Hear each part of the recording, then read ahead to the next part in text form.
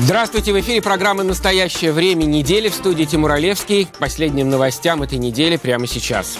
«Моя оборона». Виллы министра обороны России стоят как неделя авиаударов по Сирии. Никого не жалко. Правозащитники обвиняют Россию в военных преступлениях в Сирии. Что скажут в Москве? «Жизнь не верь, она ведь учит лучше книг». Директора библиотеки украинской литературы в Москве обвиняют в экстремизме. В Одессе не обходится без драк. Команда Саакашвили проигрывает выборы главы города. Бюджет в России больше, чем бюджет. Меньше денег на образование и ЖКХ, больше денег на телевидение. На этой неделе Фонд борьбы с коррупцией Алексея Навального отчитался о расследовании, которое они проводили после очередного облета Рублевки. Есть такой в Подмосковье район богатых вилл. На одном из снимков отчетливо виден дом необычной архитектуры. Это такая пагода с хозяйственными постройками. В публикации Фонда борьбы с коррупцией последовательно доказывает, дом и участок стоимостью около 18 миллионов долларов принадлежит министру обороны России Сергею Шойгу.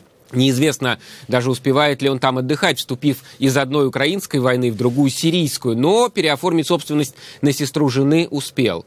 И не то чтобы деньги эти, 20 миллионов, по российским меркам были какие-то особенно большие. Просто задекларированный доход Шойгу и его семьи меньше, чем потраченный на недвижимость, примерно в 6 раз. До того, как стать министром обороны, Сергей Шойгу бессменно с самого основания возглавлял Министерство по чрезвычайным ситуациям. Помните, наверное. Совсем недавно я говорил с Алексеем Навальным как раз о том, как трудно заниматься расследованием злоупотреблений в МЧС. Не потому, что все засекречено, нет. Потому что в Шойгу в России любят. Он же спасатель. Вы не слышали про то, как у Шойгу дом нашли новый в азиатском стиле? Нет, не слышала. Нет, не видели? Не интересуетесь? Нет. Слушайте, отстаньте от меня, я за делом занят. Нет.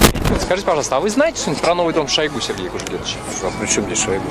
Хороший дом, конечно. Много кто мог в нем поместиться. А вы могли бы позволить себе нечто подобное? Да вы что, издеваетесь? Но вы же платите министру Шойгу зарплату. К сожалению, да. Но ничего поделать с этим я не могу. Ой, 18 миллионов стоит, Да. конечно, видели. Нравится вам? Я его не рассматривал вблизи, мне просто не нравится, что он есть. За 18 миллионов у Шойгу. Но вы ожидали, что именно у Шойгу могли обнаружить такой дом? Вас это У удивило? нас в стране можно ожидать от кого угодно, чего угодно. Вы довольны тем, что Навальный провел такое расследование? Я доволен, вообще доволен. Он делает правильное дело. Раз Навальный, то выдумки тоже. Он фантазер? Фантазер.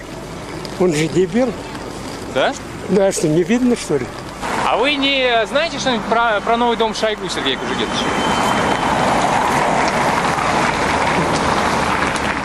А тем временем РБК подсчитала, во сколько России обходится операция по спасению своих интересов в Сирии. Там продолжает работать авиация воздушно-космических сил. Она совершает примерно 37 вылетов в сутки. Журналисты использовали британскую методику подсчета военных операций и получили сумму $2,5 миллиона ежедневно.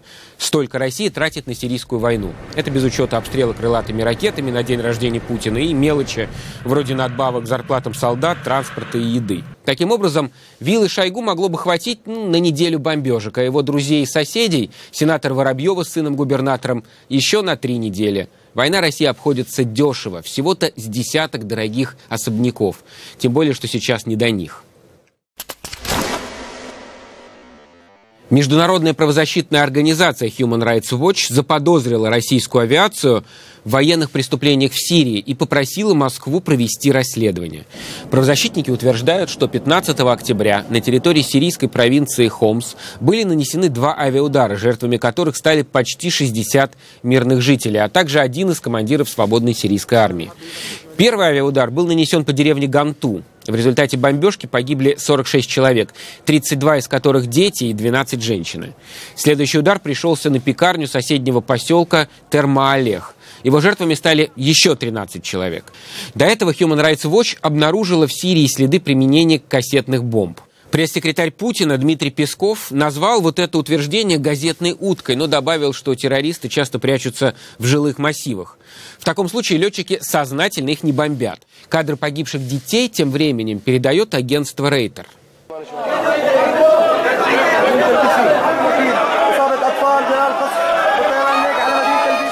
12 июля 2007 года в Багдаде с вертолета «Апачи» американские военные расстреляли журналистов агентства Reuters и мирных иракцев. В результате было убито 12 человек. Летчики просто перепутали видеокамеру с ПЗРК. Во время 8-летней операции США и коалиции в Ираке погибло, по разным оценкам, более 150 тысяч мирных граждан. Тогда американские СМИ также сообщали об их гибели, а международные организации призывали не бомбить людей. Все как сейчас. Путин об этом, конечно, знает. И поэтому, я думаю, убитые бомбами мирные жители Хомса, к сожалению, для Путина не могут стать поводом для прекращения операции или более точного наведения по целям. Думаю, в его окружении это считается неизбежными потерями, да и вообще инструментом ведения информационной войны. Мы про Ирак писали, а они про Сирию. Это в Украине Россия спихивала каждую смерть на вооруженные силы Украины, потому что там же мы братский народ защищали, а Сирия далеко, так же, впрочем, как и Ирак. Ни одного израненного сирийского мальчика по российскому телевидению, кажется, так и не показали. Зато показали красивую картинку боев.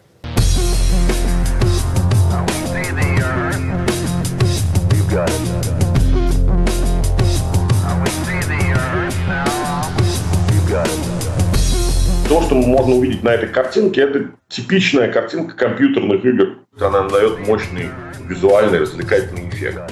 Понимаете, если показывать прилюдные казни, наверное, у них тоже будет хороший рейтинг. Все-таки я надеюсь, что до этого не дойдет дело. А для тех людей, у которых не атрофировался этический орган, которые реально просто связывают то, что они видят, с людьми, а не с World of Tanks или каким-то другим виртуальным пространством, у них не просто щемит сердце, у них начинает разрываться сердце, потому что ты видишь апокалипсис сегодня. А на этой неделе канал «Франс-24» показал сюжет из Латакии. Девушки-корреспонденты расположили к себе российских офицеров из 58-й армии, той, что воевала в 2008 году в Грузии. Ребята, вы русские? Девочки, давайте только без фотографий. Слушай, а у вас как бы командировочные, вы на неделю, на месяц, на 2 или... Давайте не пропустим этот вопрос. Ну, короче, мы от начала и до конца, скажем так. А сколько это все прописано? Мы точно не скажем, что сами точно не знаем. Ну, по крайней мере, скоро все закончится. Как в Чечне или как в Афганистане. Все войны разные, хотя, конечно, параллели напрашиваются, хотя бы потому, как Министерство обороны отреагировало на смерть солдата-контрактника. Волонтеры наткнулись в сети на вот такое сообщение. Вадим Костенко. Помним, любим, скорбим. В публикации говорится, что речь идет о военнослужащем 834-го учебного центра ВВС Костенко Вадиме Александровиче. Ему было 19 лет. Его похоронят на Кубани, на хуторе Гречаная Балка. В переписке родственники солдата подтвердили гибель Вадима. Предположительно, он подписал контракт с 960-м штурмовым полком 1-й гвардейской смешанной авиадивизии 4-й армии ВВС и ПВО.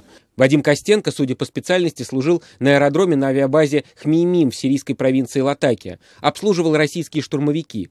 Дальше слухи. Близкие Вадима говорят о том, что погибло 10 человек. Доказательств этого в сети пока не нашлось. С родственниками уже поговорили журналисты, и скрывать факт гибели солдата в Сирии стало невозможно.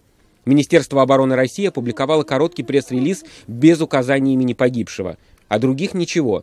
Из-за завесы секретности остаются вопросы о том, как погиб российский солдат на самом деле. В интернете люди предполагают всякое, и что его убили в городе, и что в результате несчастного случая произошел подрыв боеприпасов. В официальную версию родные и соседи Вадима не верят. Конечно, нет. Ну что? Это может быть самоубийство. Так, никто не поверит, конечно. Вы что? Человек, да, такой мальчик в жизни никого не поверит. А на голове вот тут у него этот шрам. Что там не видно? Видно, что он не сам. Какое там самоубийство? О похоронах солдат, как бывало и в прошлые войны, афганскую, чеченскую, люди узнают друг от друга. На федеральных телеканалах об этом не упомянули. Первый месяц российской военной кампании в Сирии – это десятки ежедневных сюжетов и статей на федеральных каналах и сайтах. О силе российского оружия, об успехе всех вылетов авиации и предельно точно бомбометании по позициям тех, кого в Кремле считают исламскими террористами. Основная мысль, которую без устали доносит российские международные аудитории: в борьбе с ИГИЛ Запад потерпел полную неудачу. Россия и Путин спасают Сирию, бьют врага по всем фронтам, военном и дипломатическом. И все ради самих сирийцев. В В сводках о боевых потерях из Сирии речь только о боевиках и уничтоженной технике. Ни слова о жертвах среди мирного населения, словно война ведется в чистом поле.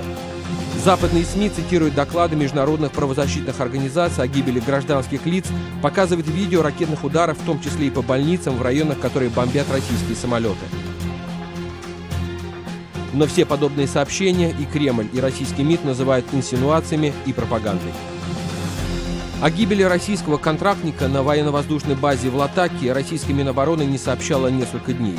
Призналась, когда молчать было уже невозможно. О ней в подробностях написали интернет-блогеры и мировые СМИ. Официальная версия – самоубийство из-за ссоры с невестой. Но даже ее федеральные СМИ России замалчивают. Только несколько веб-сайтов информационных программ выложили сообщения о произошедшем. В эфиры основных телеканалов новость так и не попала. Вместо сообщений о жертвах – рапорты об успехах и о том, как российским оружием поражены на Западе. Смертельный огнемет Путина уничтожает террористов ИГИЛ в Сирии, вещает сайт телеканала «Звезда», ссылается на британские СМИ. На самом деле речь о таблоиде Daily Express, желтая пресса с весьма скандальной репутацией. Материалов в поддержку Путина там хватает, но никак не во всех британских медиа. Серьезные информационные издания, к примеру, BBC, рассуждают о последствиях военной кампании. Guardian цитирует главу европейской дипломатии, комиссара ЕС по внешней политике Федерико Могерини. Россия рискует повторить Афганистан. Западные медиа занимают не только мощь армии России, а ее информационное оружие. Даже размытые ролики Минобороны – это часть пропаганды, считает Wall Street Journal. Их с удовольствием распространяют и комментируют пользователи соцсетей. Молодежь, так называемое поколение Путина, фактически не помнящая России без него в роли президента или премьера. Forbes отмечает, что для поддержки своей популярности Путин убеждает народ. Россия с триумфом вернется в западный мир в роли спасителя. Тогда про Украину забудут, санкции снимут, а Штаты постепенно уйдут на второй план в глобальной геополитике. Вопрос только в том, отмечает издание, готово ли российское общество пережить тяжести очередной зарубежной военной кампании и сработает ли пропаганда Кремля, когда речь идет не об Украине, а о далекой для большинства россиян Сирии. В Украине в зоне АТО без перемен и почти без происшествий. Что это значит для Украины? Что можно пристально следить за пожаром на складе боеприпасов в Сватово, а не за обстрелом жилых домов. Что в стране проходят местные выборы и есть время обсудить их последствия. Что опять обменяли пленных и, возможно, вскоре Киев договорится с сепаратистами о проведении голосования и там. Что в Донецк опять возвращаются жители, много. Так что губернатор предлагает срочно открыть еще один пропускной пункт в недавно горячем прифронтовом Курахово. Но вот в Москве. Следственный комитет возбудил уголовное дело в отношении директора библиотеки украинской литературы Натальи Шариной. Ее обвиняют в экстремизме с использованием служебного положения. За это суд может дать ей 5 лет. Во время обыска в библиотеке следователи нашли книгу Дмитро Корчинского. Есть в Украине такой эксцентричный персонаж. Основатель Украинской национальной ассамблеи, друг Эдуарда Лимонова и участник уличных беспорядков в Киеве. Библиотекарь попал в политический процесс в России впервые. Обыски прошли в среду и в помещении Общества украинцев в России. Находясь в библиотеке, сотрудники нам прямо сказали, что эти книги Дмитрия Корчинского были подкинуты следователями. Нелепость ситуации заключается в том, что одна из них уже была изъята следствиями в 2010 году, и по какому-то чудному образом она была найдена вчера снова. Эта же книга. Берегитесь, директора библиотек. У вас могут быть книги русофобских украинских классиков и в русском переводе. До вас очередь дойдет, когда у российской армии в Сирии опять что-то пойдет не так. Но тут есть над чем задуматься. Ведь Россия утверждает, что воюет в Сирии с террористами ИГИЛ, который может и в Украине что-нибудь устроить. Ну, то есть общий враг. Но, во-первых, в это не все верят. А во-вторых, получается, враг моего врага мой друг? Я взагалі думаю, що в Сирии просто идет отвлечение внимания мирового сообщества от событий в Украине. Там есть люди, которые борются за свободу, а он там прошел, пытается насадить свои порядки, свои режимы, как бы, да. Дай бог помощи сирийцам, нормальным людям, которые хотят жить в свободной стране. Вот. Сложный вопрос, политика, тем более военная политика там. Много замешано интересов, конечно, да, но то, что он влезает не в свое дело, это однозначно. как это было в Абхазии, как это было в Осетии, как это было в Крыму, как это в Украине у нас происходит, а также в Сирии. Зачем определять кого-то агрессором, если есть как минимум 4 стороны? А если присмотреться, то все 6. И кто именно агрессор, откуда-то из Киева, я не могу определить. У каждого свои интересы, своя мотивация. И кто из них больше прав? Возможно, все правы. Я не могу сказать этого. Я считаю, что Россия играет не в свою игру, и она проигрывает. Тем временем в Одессе свои бои. Михаил Саакашвили проиграл мэрскую избирательную кампанию. Кандидатом был не он, его советник Саша Боровик, но всем понятно, что это было сражение бывшего грузинского президента. В Одессе я побывал в начале избирательной кампании. Саша Боровик ходил по дворам, а Михаил Саакашвили выступал на митингах. И я слышал в их штабе такую фразу: «Реформатор не может быть демократом. Реформы проводятся жесткой рукой, когда ничего нельзя изменить иначе». Экс-прокурор Грузии, начальник штаба Боровика, объяснял, что от победы зависит будущее и его родины. Если в Украине победит европейская демократия, если у Украины получится сохранить свою территориальную целостность, конечно же, в таком случае существенно поменяется геополитическая ситуация в регионе. Это будет означать серьезные изменения в других странах, включая Россию и Южный Кавказ.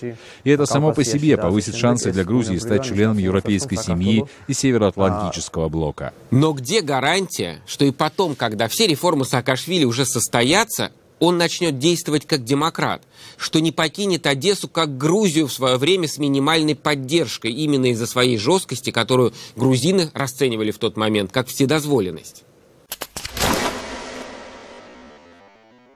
Выборы в один тур – это мошенничество. Кандидат на пост мэра Одессы Саша Боровик обвиняет своего оппонента Геннадия Труханова в массовых фальсификациях. Согласно украинскому законодательству, выборы городского головы ограничиваются одним туром, если претендент набирает более 50% голосов избирателей. За Труханова отдали свой голос почти 53% одесситов. Боровик утверждает, что в честной схватке эта цифра не дотянула бы и до 50%.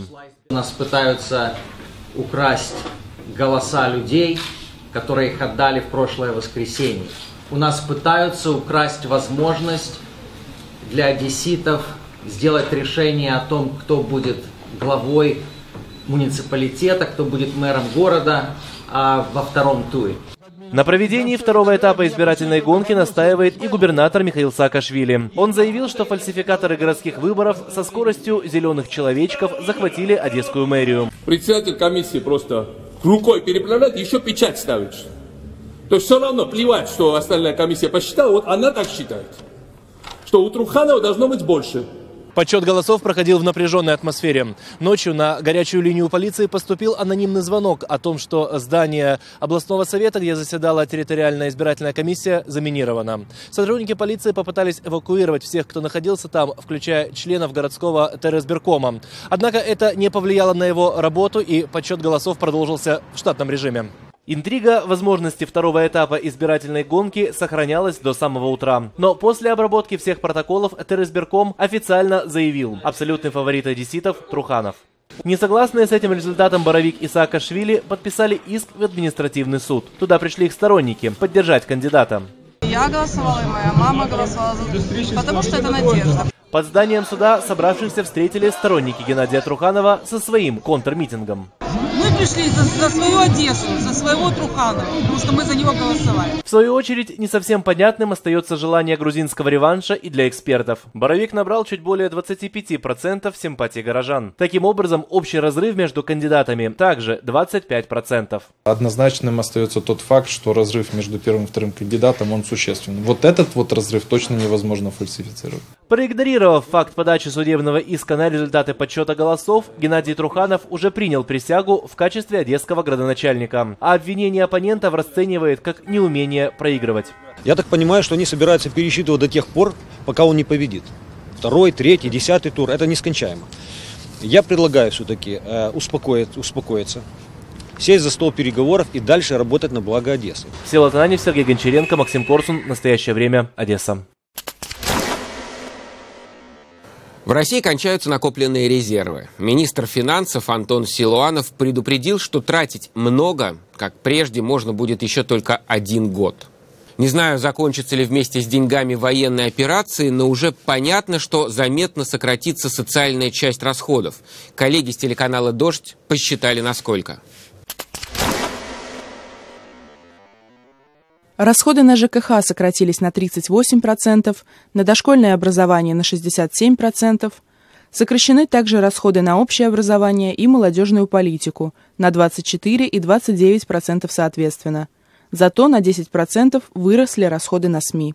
Может быть, запрещать станут меньше, но пока в России готовят очередной запрет, теперь на Хэллоуин.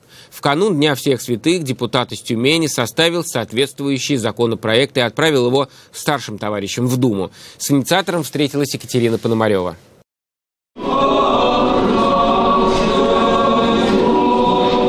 Один из тюменских храмов – утренняя служба, канун Дня всех святых.